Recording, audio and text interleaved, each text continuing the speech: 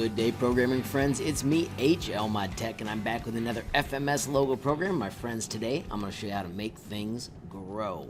So let's get cracking. All right, friends, so these houses are starting to look amazing. I want to add something incredible out here called the hotel, and I want to do it with some super smart coding. Friends, let's start by doing File, Edit, Hotel. And when you make the word hotel, I want you to totally do this with our fancy commands like rec and XY. So start with XY, let's go XY, and we'll go 250 over, and we'll go 0 high. And then we're going to draw it with a rectangle. I'm going to make mine 150 high by 75 wide. When I press File, Save, and Exit, I can then do File, Edit, House, because I want this to draw automatically.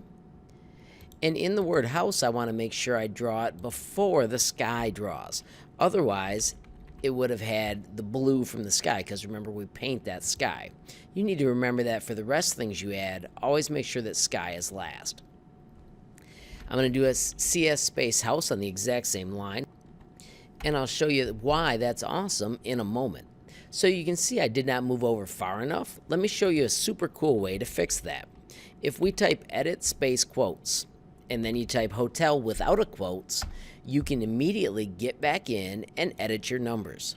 I'm going to make that a 3, File, Save, and Exit, and then remember how we typed CS space house?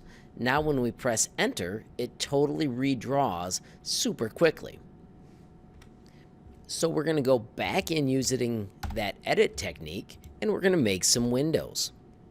I want the windows to happen all at once, so this is one of the most amazing things. I'm going to start with 10 windows. I'm going to do my square brackets.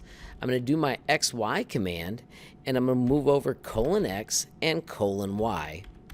And then I'm going to do an SQ2 to draw the shape, size 10. And then after that, I'm going to change some variables. But before I change the variables, I've got to make the variables. So we type make :X, and if our building is at 350, we need to pick where we want to draw the window. So I'm going to draw my windows at -340. So it's make :X equal -340. I want the height of my first window, which is Y, to be quotes Y, and I'm going to make it 25 high.